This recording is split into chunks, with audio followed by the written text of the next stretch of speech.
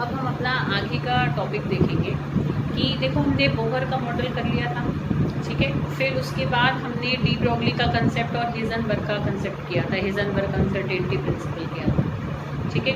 अब हम अपने नेक्स्ट मॉडल ऑफ एटम पर चलेंगे, that is quantum mechanical model of atom. उससे पहले हम ये देखेंगे कि बोहर का मॉडल क्यों फेल हुआ, है ना, कि भाई हमें नेक्स्ट मॉडल की जब भी ज़रूरत पड़ी होगी ना, जब पिछले मॉडल में कुछ कमियां होंगी।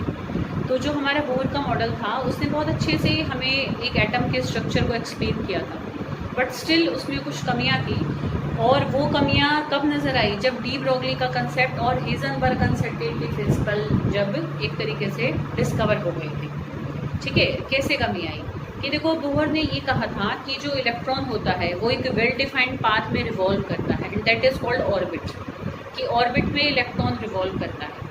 तो अब यहाँ थोड़ी सी गड़बड़ थी। अगर हमें किसी का पाथ वेल डिफाइंड है, वेल डिफाइंड समझते हो, मतलब एक निश्चित पाथ पे अगर कोई घूम रहा है, तो इसका मतलब हम किसी भी घूमने वाले की पोजीशन और वेलोसिटी को एक साथ और एक्यूरेटली मेजर कर सकते हैं। भाई अगर हम ये कह रहे हैं कि उसका रास्ता निश्चित है तो ठीक है, फिर तो हम एक टाइम में ये भी देख सकते हैं कि इलेक्ट्रॉन कहाँ पर है और कितनी स्पीड से वो मूव कर रहा है। पर इस चीज़ को किसने रॉन्ग प्रूव कर दिया था, हेजनबर्ग ने। हेजनबर्ग अनसर्टेनिटी प्रिंसिपल ने क्या कहा था, उसने ये कहा था कि हम कभी भी किसी माइक्रोस्कोपिक ऑब्जेक्ट की वेलोसिटी और किसको, पोजीशन को हम एक साथ और एक्यूरेटली मेजर नहीं कर सकते हैं। उसने एक्सपेरिमेंटली इस चीज़ को प्रूव किया। तो जब हम किसी भी माइक्रोस्कोप चीज़ की मेजर कर ही नहीं सकते वेलोसिटी और पोजीशन को एक साथ एक्यूरेटली, तो how can we measure it for electron.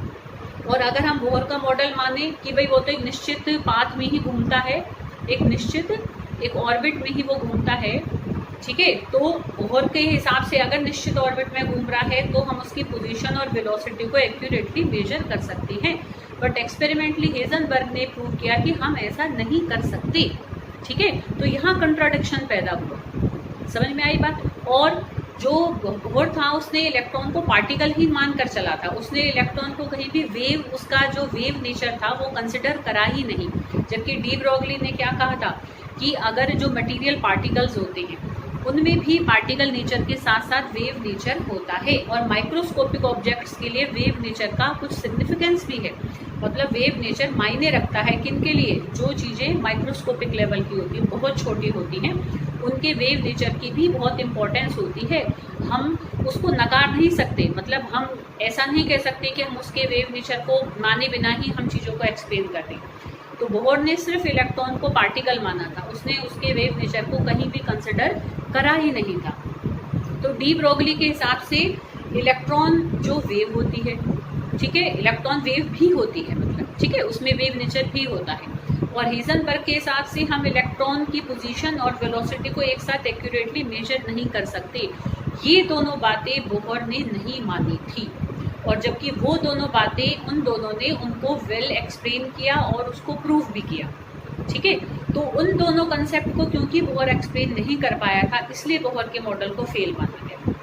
समझ में आई बेटा बात। तो फिर नेक्स्ट मॉडल आया जो कि इलेक्ट्रॉन को वेव भी मानकर चलता है, और वो ये भी मानकर चलता है कि भाई हाँ, इलेक्ट्रॉन जहाँ घूम रहा होता है वो कोई एक वेल डिफाइंड पाथ नहीं होता, ठीक है। वो क्या होता है, कैसे होता है, उसको हम अब अगले मॉडल में क्लियर करेंगे। तो हमने अभी क्या टॉपिक समझा कि reason for the failure of Bohr model, कि बोहर मॉडल के फेल होने के क्या कारण थे, कि वो डी ब्रोगली के कंसेप्ट और हेजनबर्ग अनसर्टेनिटी प्रिंसिपल को एक्सप्लेन नहीं कर पाया था, ठीक है, क्लियर। अब हम अपने नेक्स्ट मॉडल पर जा रहे हैं, that is quantum mechanical model of atom. अब बेटा इस मॉडल को देखो, जब हम समझेंगे तो मतलब इसको तुम ऐसे समझो, ऐसे सोचो कि भाई जैसे डिस्कवर हुआ है वैसा हम समझ लेंगे, ऐसा पॉसिबल नहीं है। क्यों? क्योंकि ये मॉडल तो मैथमेटिकल मॉडल है, मतलब प्योरली मैथमेटिक्स है, और मैथमेटिक्स भी ऐसे नहीं है, आसान नहीं है। डिफरेंशियल मतलब उसमें डिफरेंशियल इक्वेशंस हैं जो कि तुम 12th में समझते हो। जो एक डिफरेंशियल इक्वेशन होती है ना, उसका भी फर्दर जब हम डिफरेंशिएशन कर देते हैं तो वो डबल डिफरेंशियल इक्वेशन बनती है, जिसको कि और ग्रेजुएशन में जाकर बच्चे समझते हैं, ठीक है।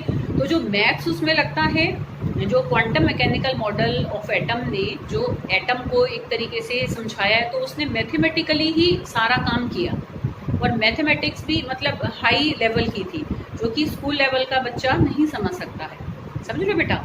तो हमने उसने कैसे कैसे किया, हम उस एस्पेक्ट पे तो जा ही नहीं सकते हैं।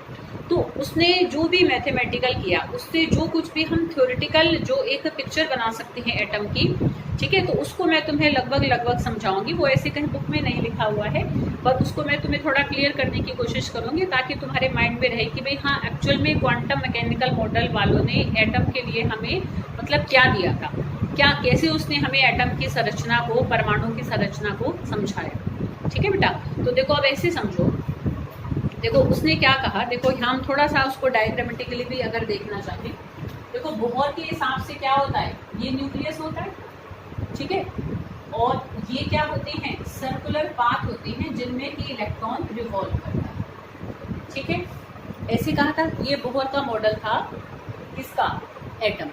ठीक है, और इनमें इलेक्ट्रॉन्स रिवॉल्व है। ये न्यूक्लियस, ये सर्कुलर ऑर्बिट, सर्कुलर समझते हो, जैसे रिंग होती है, मतलब एक रिंग की तरह उसने किसको मानकर चला, जो ऑर्बिट होता है जिसमें इलेक्ट्रॉन घूम रहा है, वो कैसा है, क्या है, it is like of a ring. ठीक है, वो एक रिंग की तरह होती है कि एक सर्कुलर पाथ है जिसमें इलेक्ट्रॉन घूम रहा है।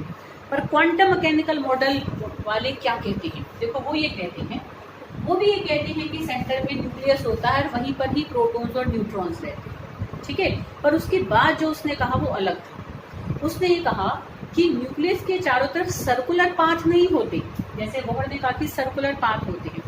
उसने कहा कि न्यूक्लियस के चारों तरफ स्फेरिकल पाथ्स होते हैं। स्फेरिकल समझते हो, मतलब गोलाकार पाथ है। अब क्या फर्क होता है, देखो एक गोल और एक रिंग, एक जो फर्क एक रिंग और बॉल में होता है ना, वही फर्क ऑर्बिट और शेल्स में होता है। उसने क्या वर्ड यूज करे, शेल, कि electrons revolve in spherical paths, not circular path. Circular में तो क्या है कि एक जगह निश्चित हो गई, जैसे रिंग है, अब बस यहीं घूम रहा है।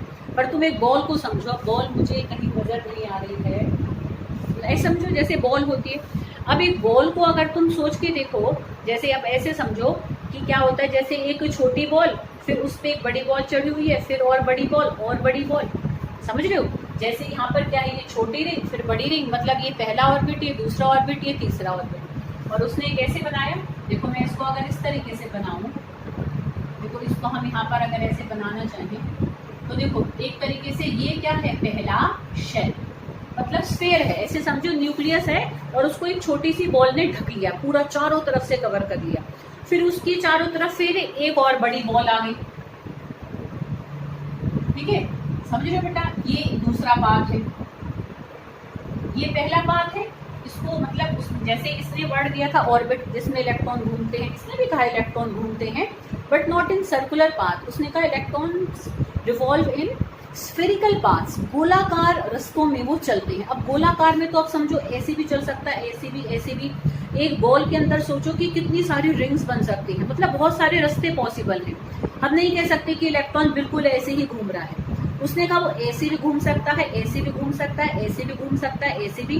तो एक बॉल के अंदर जितनी तुम रिंग्स सोच सकते हो ना, मतलब हमें नहीं पता, हम निश्चित जगह नहीं है, पर हाँ उसी पर पर्टिकुलर गोलाकार रास्ते के अंदर इलेक्ट्रॉन क्या है, घूमता रहेगा। पर हम एक टाइम में उसकी पोजीशन और वेलोसिटी को एक्यूरेटली मेजर नहीं कर सकते। तो इस तरीके से उसने हेजनबर्ग अनसर्टेनिटी प्रिंसिपल को भी क्या है, माना। उसको मानकर उसने हमें एटम का स्ट्रक्चर दिया। आई बेटा बात समझ में, ठीक है। तो उसने क्या वर्ड यूज करे स्फेरिकल पाथ के लिए, शेल। क्या वर्ड यूज करे उसने, शेल। और बोहर ने क्या वर्ड यूज करा था, ऑर्बिट। ठीक है, आ रही है बेटा बात समझ में कि orbits are circular path and shells are spherical path, ये गोलाकार रास्ते होते हैं। ठीक है, फिर उसने और भी हमें एक्सप्लेन किया, जैसे उसने तो एक आधा बस इलेक्ट्रॉन ऑर्बिट में घूमती, इसने और हमें बात बताई। ठीक है, चौक होता है ना, तो इसे टेढ़ा करके मैं बना देती हूँ इसको। चलो अब देखो, अब ऐसे समझो जैसे कि ये एक क्या है, शेल। ठीक है, ये क्या है, एक शेल। अब इस शेल के अंदर उसने देखो, चलो मैं ना और कलर का वो लेकर आती हूँ बेटा, जरा मार्कर है, 1 मिनट रुकना।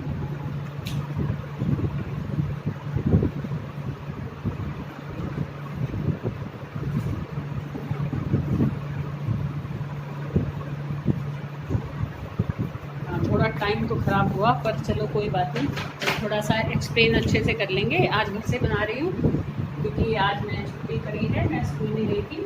तो देखो बेटा, उसने ये कहा कि न्यूक्लियस की चारों तरफ क्या होते हैं, स्फेरिकल पाथ होते हैं। फिर उसने कहा कि उन स्फेरिकल पाथ के अंदर भी क्या है, कुछ जगहें होती हैं, उसको उसने नाम दिया सब शेल्स। क्या नाम दिया उसने, जैसे कि ये एक पूरा क्या है, ये पूरा यहाँ से लेकर यहाँ तक तो क्या है, ये शेल है। ठीक है, चलो मैं एक और मार्कर लाती हूँ, तुम्हें ना क्लियर अच्छे से बताती हूँ ताकि तुम्हें ये चीज़ अच्छी तरह से क्लियर हो। ठीक है, वीडियो कितनी देर की बन गई है, चलो मैं नेक्स्ट वीडियो में बताती हूँ बेटा।